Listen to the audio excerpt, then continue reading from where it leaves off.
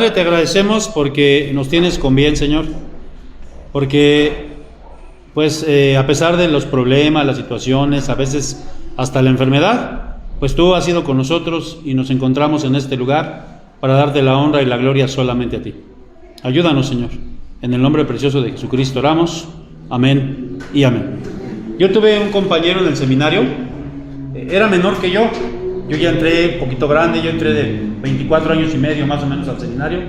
Él era más joven, es de Guerrero todavía, es pastor, y lo adopté como mi hijo casi, porque así decían todos que era mi hijo, ¿no? Porque siempre andábamos juntos y me acompañaba a las congregaciones. Él tocaba guitarra, o toca guitarra, y entonces yo era el predicador y él iba a tocar la guitarra. Entonces anduvimos mucho tiempo juntos, y me acuerdo que fui de los primeros que tuvo computadora en el seminario. Estoy hablando ya en los años 90, y las computadoras eran las computadoras viejas 386, me acuerdo, no había todavía 286, pero esa computadora tenía yo.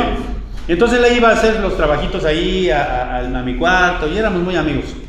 Y un día se llama Pedro Silverio, y le digo un día: Pedrito, ora al Señor. Ya habían pasado como 2 años con esa computadora. Le digo: ayúdame a orar al Señor para que me dé otra computadora y te regale esta. Y él me contestó de una manera muy sabia que nunca se me va a olvidar, y me dijo: no, pues mejor le voy a orar al Señor para que me dé una nueva a mí, ¿no? Y eso pues me hizo acordar del tema que vamos a ver el día de hoy. Dale uno más, porque a veces, dale uno más por favor, hermano. A veces hay, pues, ¿cómo les diré? Personas, cristianos, que se conforman con ver a otros cristianos que están pues más avanzados o que son más espirituales, y como que los admiran. Incluso hay muchos hermanos que van a ese tipo de iglesias, a veces pues porque se dejan llevar por tipo de gente como, ¿se acuerdan que vimos acerca de esta, no? Por ejemplo, este hombre que se llama Benny Hinn, vestidito de blanco, y mucha gente lo admira, ¿no? Pues es un hombre que está lleno del Espíritu Santo, es un hombre... Y yo digo, ¿no tendríamos que admirar a esas personas, ni vivir en la vida de esas personas, o tratar de imitarlos, o admirarlos? Porque simple y sencillamente eso lo podríamos tener. ¿Quiénes? Nosotros podríamos tener esa vida espiritual, porque Dios ya nos ha dado esa oportunidad. Hemos estado viendo que Él ya nos dio al Espíritu Santo. Y miren, aquí está hablando de Jesucristo en este pasaje. A veces hay que entender los pasajes, porque hay gente que dice: bueno, yo no le entiendo qué dice la Biblia aquí. Ahí dice: saldrá una vara del tronco de Isaí. ¿Quién era Isaí? ¿Quién era Isaí? El papá de David. ¿No escucha toda la iglesia? Eso a mí me hace ver que pues no leemos la Biblia, ¿verdad? Pero Isaí era el papá de David. Y aquí se está refiriendo a Cristo, porque ¿de dónde vino Cristo? ¿De qué linaje vino Cristo? Entonces se está refiriendo a Cristo. Dice: saldrá una vara del tronco de Isaí, y un vástago retoñará de sus raíces. Nosotros, ¿cómo se llama nuestra congregación? Renuevo. ¿Y qué es un renuevo? ¿Qué es eso? Es un vástago que retoñará. Eso es un retoño, eso es un renuevo. Y entonces, ahí está hablando de Cristo, y dice: y reposará sobre él, ¿quién? El Espíritu Santo. ¿Reposaría en quién? ¿Y quién es el vástago? Entonces el Espíritu Santo reposaría en Cristo. Y acuérdense, el Espíritu Santo no es una fuerza, el Espíritu Santo es Dios, es una de las personas de la Trinidad, y esa persona de la Trinidad, dice ahí, reposaría en Cristo, porque en algún momento la Trinidad se une. La Trinidad es un solo Dios, es un misterio, no lo podemos explicar, es un solo Dios en 3 personas. Y entonces ahí nos dice las características que el Espíritu Santo le dio a Cristo, y nos dice ahí, primero, ¿espíritu de qué? Fíjense que la sabiduría es distinta a la inteligencia. Hay gente que es muy inteligente pero no es sabia. Entonces la sabiduría tiene que ver más con algo que viene de Dios. Pero también dice que el Espíritu Santo ¿da qué? Pues fíjense, jóvenes, si ustedes buscaran de verdad a Dios, incluso el Espíritu Santo los haría más inteligentes. Espíritu de consejo. La gente está pagando incluso para buscar consejo. Si tú realmente vinieras al Espíritu Santo, en la Biblia encontrarías ese consejo. espíritu de poder. La Biblia nos dice que no nos dio espíritu de cobardía, sino de poder, para poder hacer las cosas. Espíritu de conocimiento, para que, como yo decía, cuando yo pueda tener el conocimiento de Dios. De temor a Jehová. Hay gente que dice, no, a Dios no se le debe temer. ¿Cómo no? Claro que sí. El temor a Jehová es bien importante. Es el principio de la sabiduría. Y ahí están todas las características que el Espíritu Santo le dio a ¿quién? Bueno, no hay ninguna persona sobre la tierra que tenga esa sabiduría o la plenitud del Espíritu Santo como la tuvo Cristo. Y por eso les digo, hay gente que anda buscando, ¿no? Externamente lo que ellos no tienen internamente. Por eso van a ese tipo de iglesias donde se arroban y hasta se tiran en el suelo y ¡oh, aleluya! Sí, y quieren recibir externamente lo que internamente no tienen. Pero esta llenura del Espíritu Santo viene solamente, hermanos, a través de pagar el precio. Ya sabemos que Cristo pagó el precio, ¿verdad? Con su sangre. Yo no me estoy refiriendo a eso, sino a pagar el precio de la disciplina espiritual. Porque la llenura del Espíritu Santo no va a venir como algo mágico. Ahorita lo vamos a ver. Pero vamos a ver entonces qué hizo el Espíritu Santo. Vamos a ver aquí qué hizo el Espíritu Santo, cómo tuvo algunas operaciones en la vida del Mesías, en la vida del Señor Jesucristo. Y vamos a ver la primera. El Espíritu Santo fue quien ¿qué? ¿Qué significa engendrar? ¿Qué significa engendrar? Dar vida.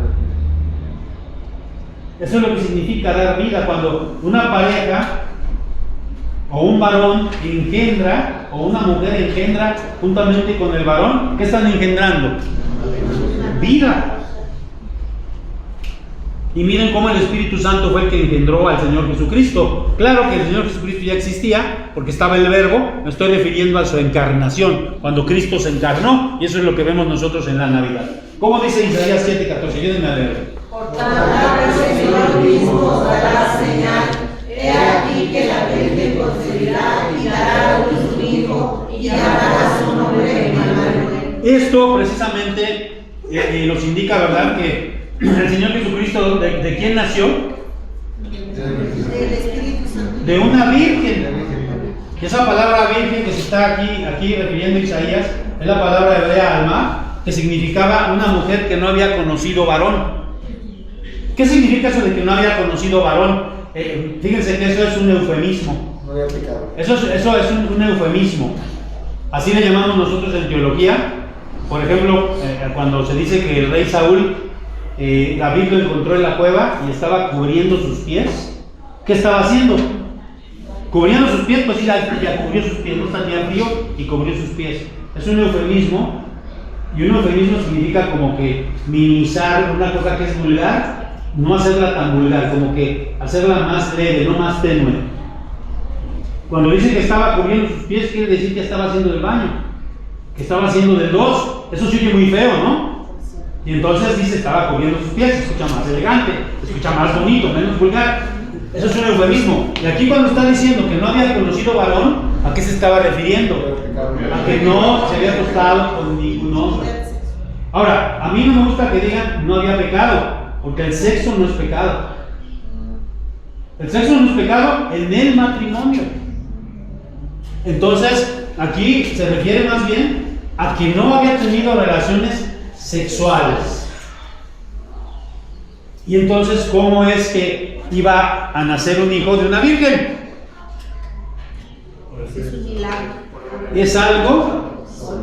¿Se acuerdan que estuvimos hablando de los milagros?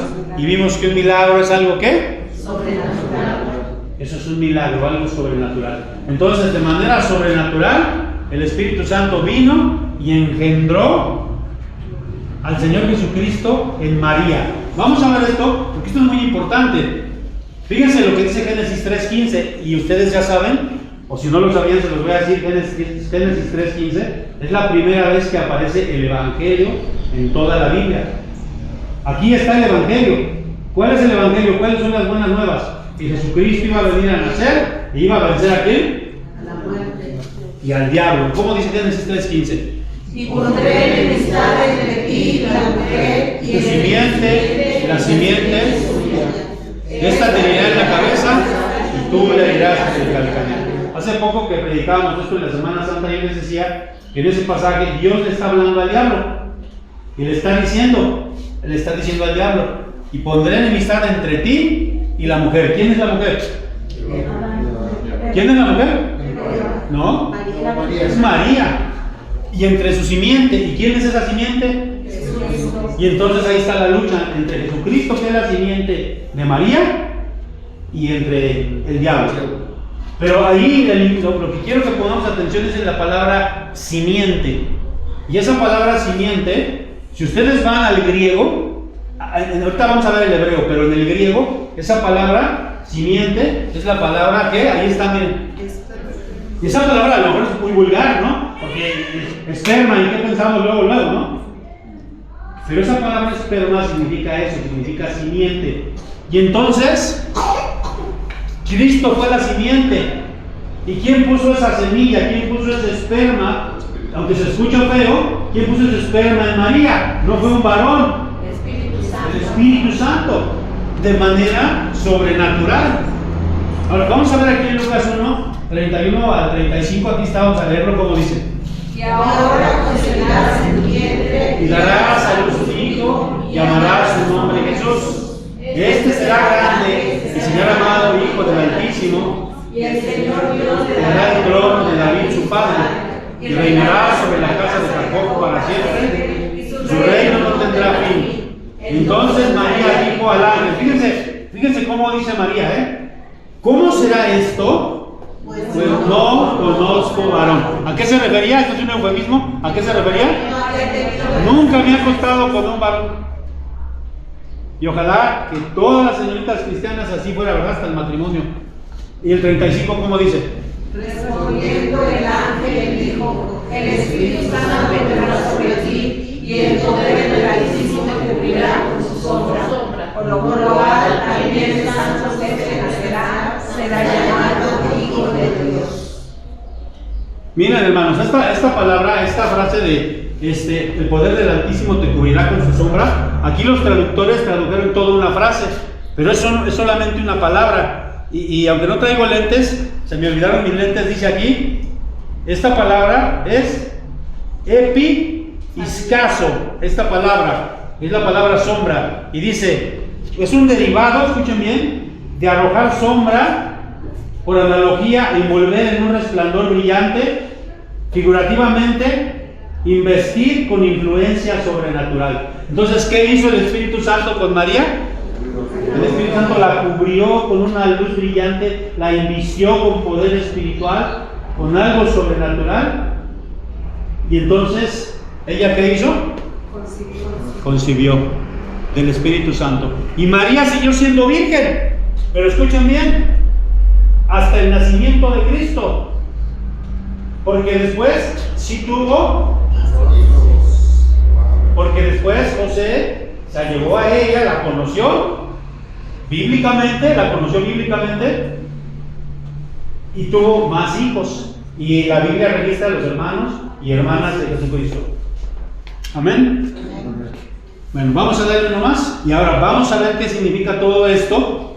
Génesis 1:2, fíjense cómo dice, cuando Dios creó todo, dice: Y la tierra estaba desordenada y vacía, y las tinieblas estaban sobre la faz del abismo, y el Espíritu de Dios se movía sobre la faz de las. Cuando dice el Espíritu de Dios, ¿quién es? ¿No les da miedo? ¿Quién es? No. Cuando dice el Espíritu de Dios, ¿quién es?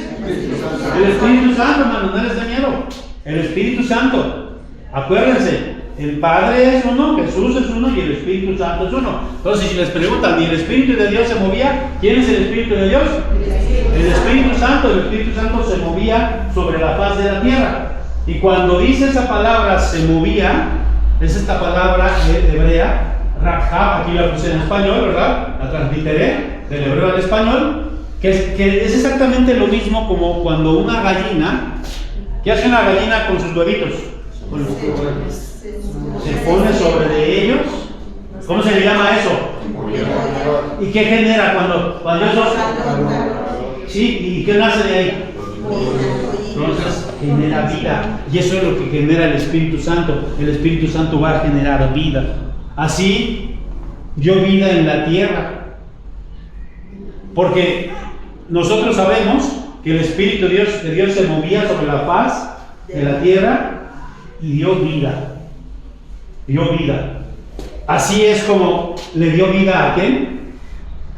Al Señor Jesucristo en el vientre de María. Ahora, el Espíritu Santo puede producir cosas nuevas en nosotros. Matrimonios que ya están muriéndose. Hermanos que en su vida espiritual están ya, pero por la talla de la amargura, arrastrando la cobija. Si buscan realmente al Espíritu Santo, si buscan realmente a través, y lo he mencionado todas las veces y lo voy a seguir mencionando, a través de las disciplinas espirituales que para eso el Señor las dejó, si nosotros buscamos de esa manera al Espíritu Santo, acuérdense qué es lo que significa de que vino y la cubrió. ¿Quién va a venir a cubrirte? ¿Y qué significa eso de cubrir? Lo leí, ¿verdad? Da luz. Vienes bajo su cobertura, pasan cosas sobrenaturales.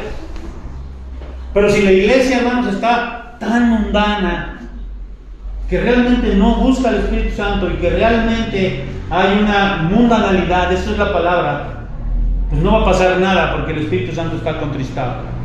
Pero vino a Cristo, le dio vida a Cristo, dio vida al universo y puede seguir dando vida. Dale uno más aquí.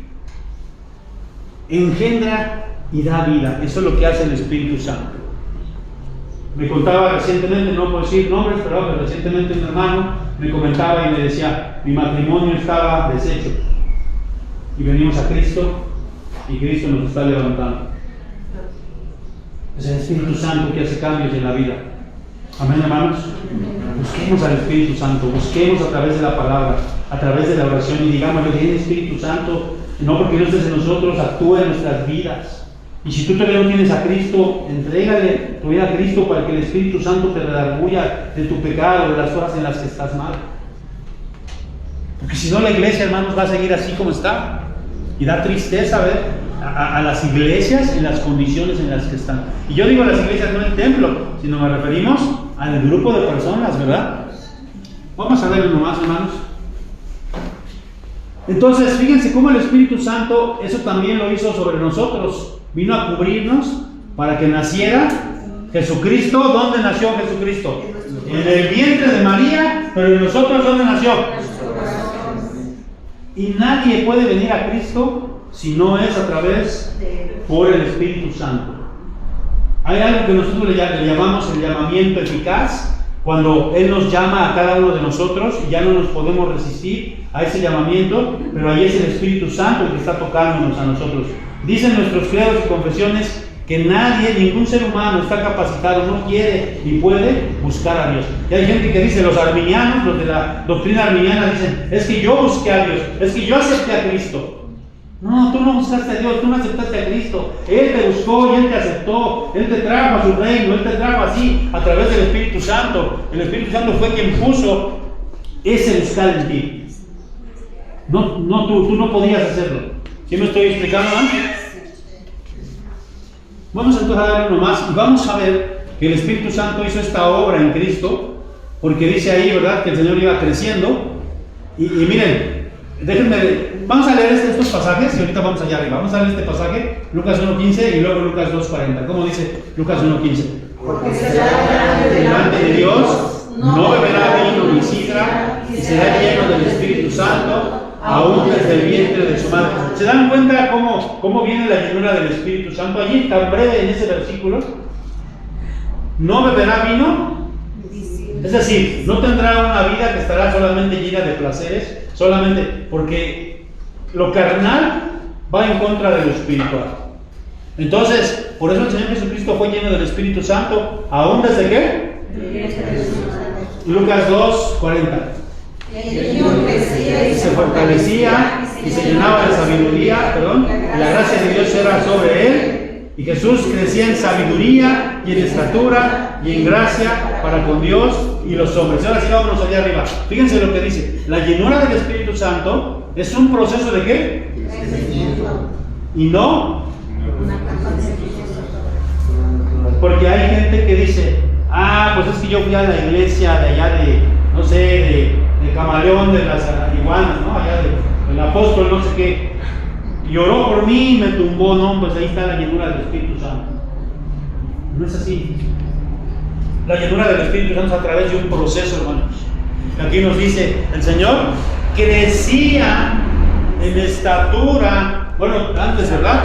Crecía en sabiduría, en estatura y en gracia. Así que de una manera muy, muy importante, para que tú sepas si realmente el Espíritu Santo está actuando en tu vida, o tú lo estás dejando actuar al Espíritu Santo, es si tú estás creciendo. No así, porque muchos estamos creciendo así, ¿no? Y algunos también de los jóvenes están creciendo así. Se refiere a si estamos creciendo en las cosas espirituales. Y no se necesita ser viejo para eso. Hay viejos que son bien carnales. Yo he visto, conozco jóvenes también que son bien espirituales. Eso no tiene nada que ver con la edad. Tiene que ver con que nosotros busquemos a Dios. Y hermanos, qué triste es ver a un cristiano, de verdad lo digo, qué triste es ver a un cristiano carnal, que sigue siendo el mismo, que no cambia, se está engañando a sí mismo nada más. Y tiene contristado al Espíritu Santo. No hay ningún cambio, no ha crecido. No ha crecido, no es sabio. No tiene gracia. Sigue siendo el mismo carnal. Ojalá que entendamos esto, hermanos. Vamos a darle un nombre.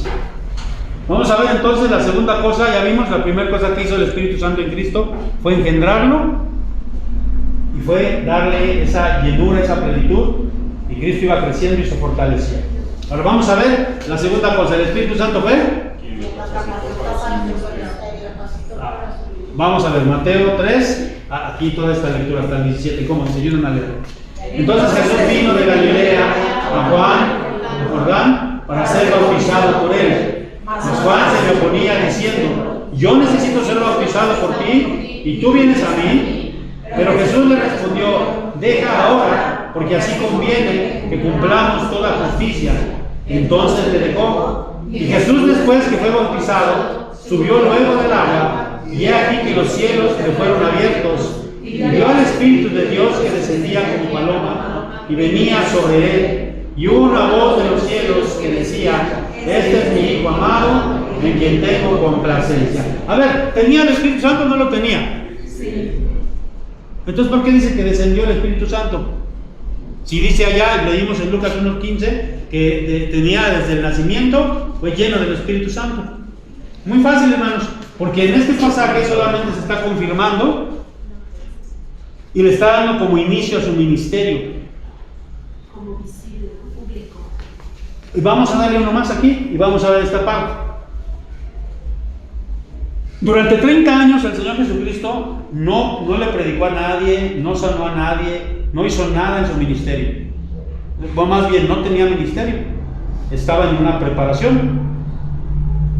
Y hay mucha gente que dice, incluso hay los evangelios apócrifos, hay incluso películas donde se ve al Señor Jesucristo de pequeño dándole vida a unos pajaritos de barro. ¿Sí han visto eso? No han visto eso. Esos son evangelios apócrifos, o sea, esos no entraron dentro del canon, esos son pura mentira, porque el Señor Jesucristo no hizo nada durante esos primeros 30 años. Algunos dicen incluso que se fue a Cachemira, cerca de la India, y que ahí meditó y que de ahí surgió el budismo y nada, puras papas. Pero el Señor Jesucristo en realidad durante esos 30 años no hizo nada. No hizo nada. Creció en estatura y en sabiduría. Sí, pero no sanó ni hizo, yo lo estaba preparando. Así como Moisés, por ejemplo, 40 años en el desierto, sin hacer nada aparentemente para Dios, porque todo requiere una ¿qué? Dice, Moisés 40 años creció en el palacio del faraón, era un niño consentido, era un niño mimado, que todo tenía, no podía ser un libertador. ¿A dónde lo llevó Dios? 40 años en el desierto, hasta que se le aparece en la zarza. Y él había aprendido muchísimo en el desierto para poder ser un libertador. Vamos a darle uno más acá y vamos a ver cómo esta parte del Espíritu Santo preparó a Jesucristo. Ya vimos, no que no tuviera el Espíritu Santo, ¿no? Sino que era el símbolo visible, ¿no? A ver cómo dice Lucas 4, del 1 al 2. Jesús, lleno del Espíritu Santo, volvió del Jordán ya bautizado, ¿verdad? Volvió del Jordán ya bautizado y fue llevado por el Espíritu. ¿Quién lo llevó al desierto? Porque hay gente que dice, fue el diablo que lo...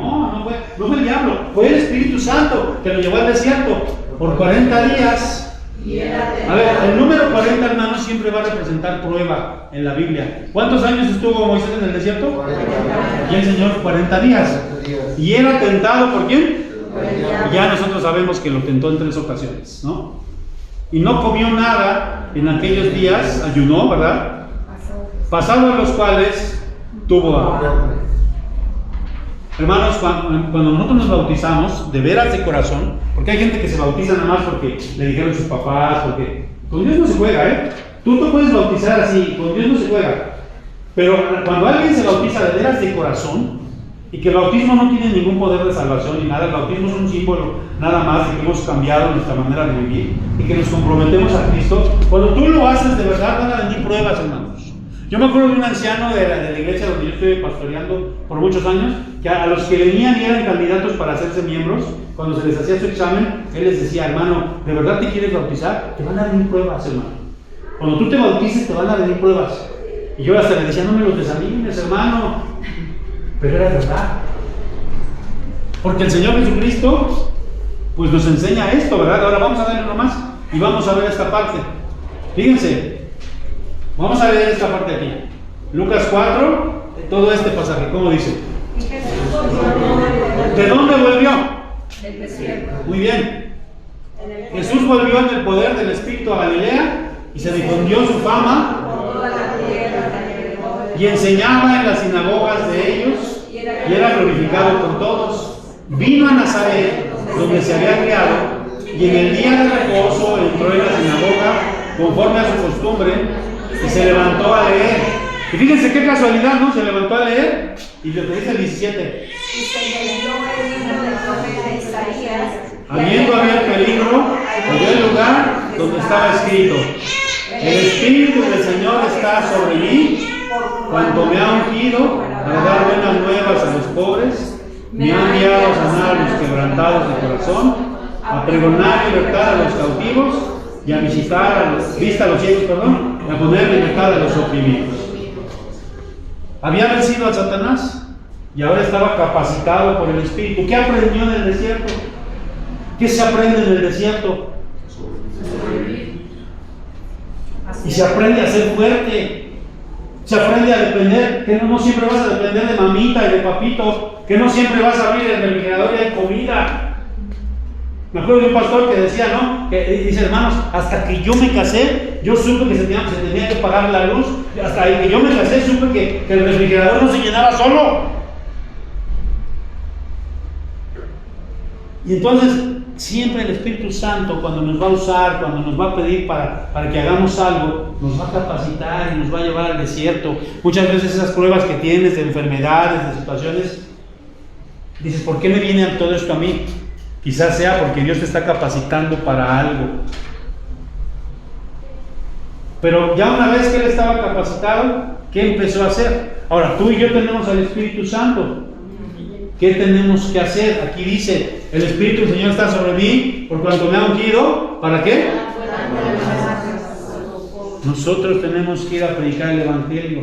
Esa es una de las muestras de la llenura del Espíritu Santo. Si tú no predicas la palabra de Dios, si te da miedo predicar el Evangelio a tus seres queridos, si te da miedo, por ejemplo, yo sé, hermanos, yo les decía recientemente a un hermano, yo hermanos, mis amistades son ustedes. Siempre convivo con ustedes. Yo casi no convivo con gente pagana más que cuando voy a comprar o algo, ¿no? Pero ustedes todos los días conviven con quién? Con familia. El trabajo. Yo sé que es muy difícil, hermanos, yo sé que es muy difícil. Gente que tiene negocios, los que están y que es muy difícil dar testimonio, pero no imposible. Y Dios quiere que ahí donde estás, allí en tu negocio, en tu taxi, en tu negocio, en tu trabajo, ¿qué tienes que hacer, hermanos?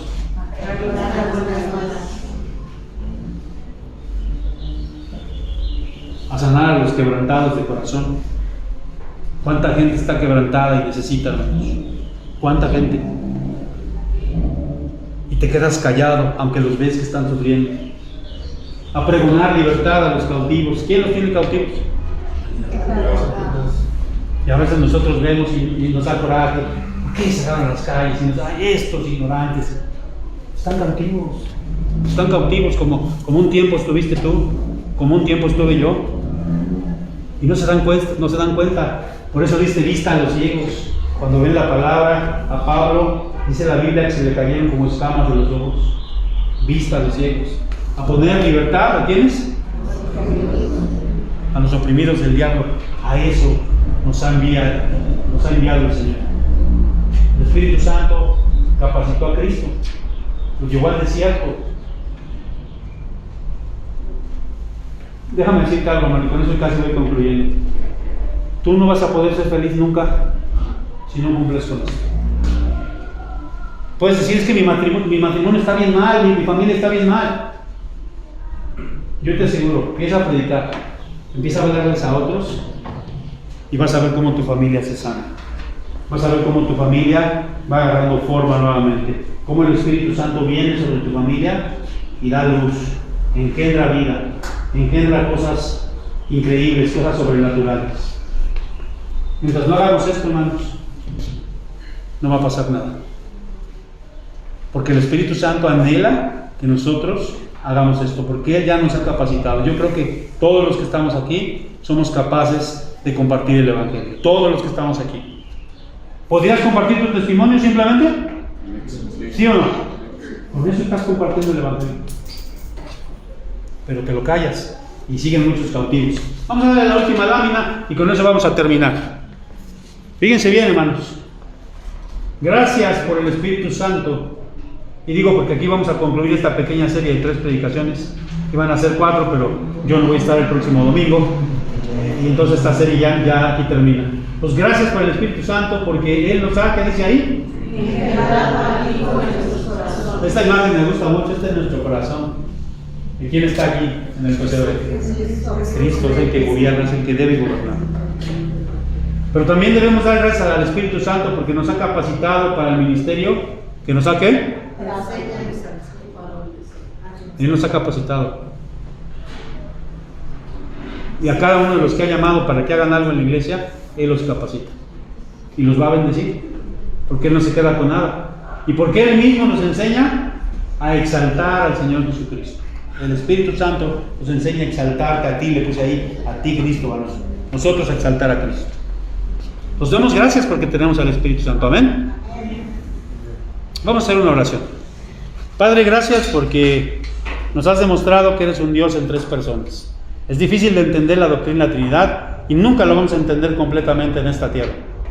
Pero sabemos que eres un Dios trino, un Dios que se manifiesta a través del Padre Creador, del Hijo Salvador y del Espíritu Santo Guiador y Consolador.